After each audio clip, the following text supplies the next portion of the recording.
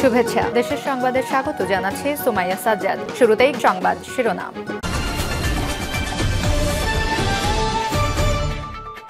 নির্বাচনের জন্য যেন সময়ের ব্যয় না হয় বলল শামসুজ্জামান দুদু। এদিকে অবরোধ হরতাল সহ ফেব্রুয়ারি মাসব্যাপী আওয়ামী লীগের কর্মসূচি। এছাড়া জুলাই ঘোষণাপত্রের পূর্ণাঙ্গ রূপ দেবে বিএনপি।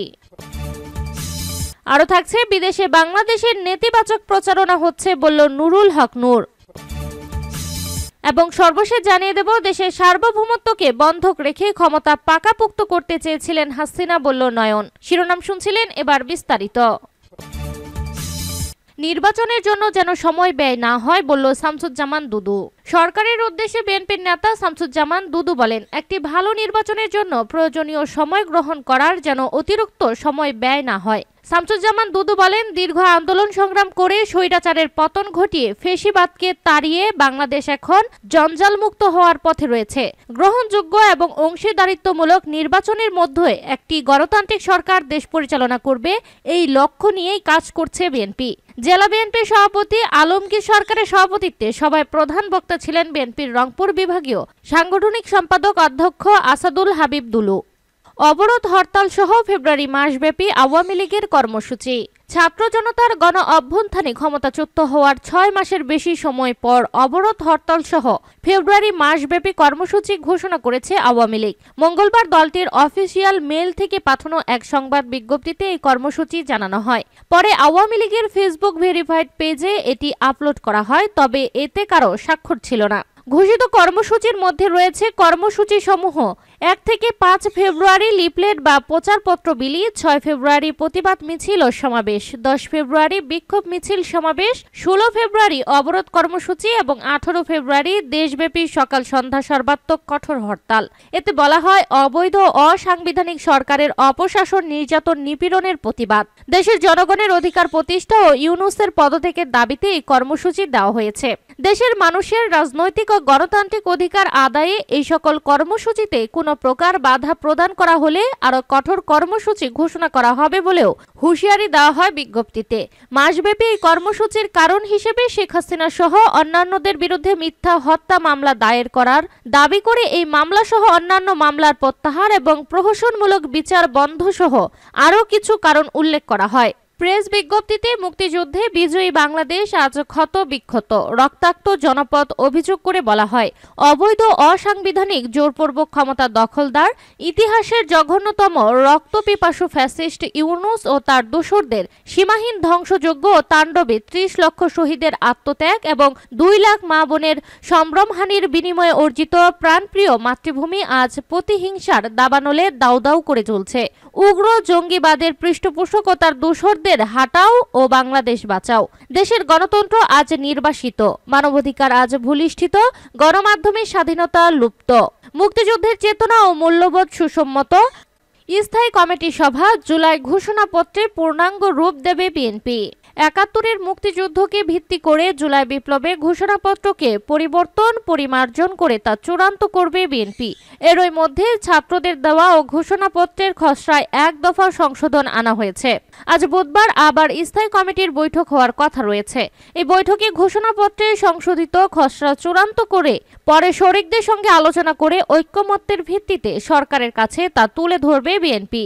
এছাড়া বিএনপির রমজানকে সামনে রেখে দ্রব্যমূল্য কমানো, নির্বাচন ও গণতান্ত্রিক স্থিতিশীলতা ফিরিয়ে আনতে আগামী ফেব্রুয়ারিতে কর্মসূচি দেওয়ার পরিকল্পনা নিয়েছে। গত সোমবার রাতে দলটির নীতি নির্ধারণী সর্বোচ্চ পর্যায় জাতীয় স্থায়ী কমিটির সভায় এমন সিদ্ধান্ত নেওয়া হয়। গুলশানে বিএনপি চেয়ারপারসনের কার্যালয়ে এই বৈঠকে দলের ভারপ্রাপ্ত চেয়ারম্যান তারেক রহমান লন্ডন থেকে ভার্চুয়ালি সংযুক্ত হয়ে সভাপতিত্ব করেন। বিএনপির কয়েকজন নীতি নির্ধারকদের সঙ্গে কথা বলে জানা গেছে, জুলাই বিপ্লবের ঘোষণাপত্র নিয়ে প্রশ্ন থাকলেও ছাত্রদের এই উদ্যোগকে একেবারে অগ্রাহ্য করতে চায় না বিএনপি। এজন্য ছাত্ররা ওই ঘোষণাপত্রের যে খসড়া বিএনপির কাছে পাঠিয়েছে তা নিয়ে তারা আলোচনা করেছেন। সেখানে কোনো ধরনের পরিবর্ধন আনা যায় সেগুলো নিয়ে দলের ভেতরে কাজ চলছে। বৈঠক সূত্রে জানা যায়, এতে বিএনপির নীতি নির্ধারকেরা অভিমত দিয়েছেন। খসড়া ঘোষণাপত্রে ছাত্রদের পক্ষ থেকে ৭২ সংবিধানের মূল নীতি বাতিলের ব্যাপারে যে কথা বলা হচ্ছে সেটি যুক্তিসঙ্গত নয়। তারা মনে করেন মুক্তিযুদ্ধই হবে বাংলাদেশের ভিত্তি। এরপরে বাংলাদেশে আরো অনেক অর্জন হয়েছে, ওগুলো রেখেই ঘোষণাপত্র তৈরি করতে হবে। এরই মধ্যে খসড়া ঘোষণাপত্র সংশোধন করেছে দলটি। আজ বুধবার জরুরি ভিত্তিতে আবারও স্থায়ী কমিটির বৈঠক হওয়ার কথা রয়েছে, সেখানে এগুলো চূড়ান্ত হবে। এরপর সংশোধনকৃত খসড়া নিয়ে যুগপথের শরিকদের সঙ্গেও আলোচনা করবে। পরে এই ইস্যু নিয়ে সরকার আলোচনা ডাকলে শরিকদের সঙ্গে ঐক্যমত্যের ভিত্তিতে তৈরিকৃত খসড়া সেখানে তুলে ধরবে বিএনপি। ছাত্রদের খসড়া ঘোষণাপত্রে বলা হয়েছে এটি ২০২৪ সালের ৫ আগস্ট থেকে কার্যকর বলে ধরে নেওয়া হবে। তবে বিএনপির নীতি নির্ধারকেরা বৈঠকে বলেছে এটা এভাবে দেওয়ার কোনো সুযোগ আছে বলে মনে করে না, এটা অপ্রয়োজনীয়। এটাকে ডিক্লিয়ারেশন ঘোষণা আকারে দিতে হবে, আর যখন এটা নিয়ে রাজনৈতিক ঐক্যমত্য হবে তখন এটা ঘোষিত হয়েছে বলে গণ্য হবে। বিদেশে বাংলাদেশের নেতিবাচক প্রচারণা হচ্ছে বলল নুরুল হক নূর। বিদেশে নেতিবাচকভাবে তুলে ধরা হচ্ছে যে দেশে মৌলবাদের উত্থান হচ্ছে বলে মন্তব্য করেছে গণ অধিকার পরিষদের সভাপতি নুরুল হক নূর। নুরুল হক নূর বলেন, চলচ্চিত্রের নায়িকা মেহজাবিন চট্টগ্রামে শোরুম উদ্বোধন করতে গিয়েছেন, সেখানে তৌহিদি জনতার ব্যানারে নাকি তা করতে দেয়নি। পরিমণিও নাকি কোথাও শোরুম উদ্বোধন করতে গেছেন, সেখানেও নাকি বাধা দেওয়া হচ্ছে। দুটো ছোট ঘটনা হলেও এর প্রভাব বেশি। বিদেশে নেতিবাচকভাবে তুলে ধরা হচ্ছে যে এখানে মৌলবাদের উত্থান হচ্ছে, ইসলামপন্থীরা ক্ষমতায় আসবে। তৌহিদি জনতার ব্যানারে কে কখন দাঁড়ায় কিছুই বলা যায় না। গোয়েন্দারাও তৌহিদি জনতার নামে কাউকে মাঠে নামাতে পারে, কারণ এই ধরনের পরিস্থিতিতে ষড়যন্ত্র চলবে। যত দ্রুত সম্ভব নির্বাচিত সরকারের হাতে ক্ষমতা তুলে দেওয়া যায় ততই ভালো হবে। দেশের সার্বভৌমত্বকে বন্ধক রেখে ক্ষমতা পাকাপোক্ত করতে চেয়েছিলেন হাসিনা বলল নয়ন। বাংলাদেশের স্বাধীনতার সার্বভৌমত্বকে বন্ধক রেখে শেখ হাসিনা ক্ষমতা পাকাপোক্ত করতে চেয়েছিলেন বলে অভিযোগ করেছে জাতীয়তাবাদী যুবদলের সাধারণ সম্পাদক নুরুল ইসলাম নয়ন।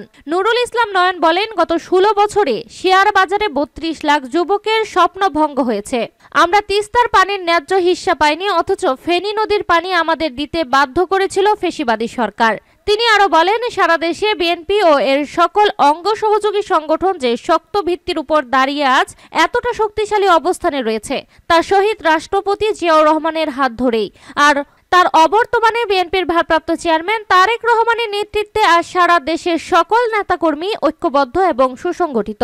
নেতাকর্মীদের উদ্দেশ্যে যুবদলের সাধারণ সম্পাদক বলেন, পাশের লোকটি ভালো আছে কিনা একজন নাগরিক হিসেবে তা দেখা আমাদের প্রত্যেকেরই দায়িত্ব ও কর্তব্য। আপনি শুধু নিজে ভালো থাকলেই হবে না, আপনার পাড়া প্রতিবেশী, আত্মীয় স্বজন, বন্ধু বান্ধব তারা ভালো আছে কিনা সেটা দেখা আমাদের প্রতিটি নাগরিকের কর্তব্য।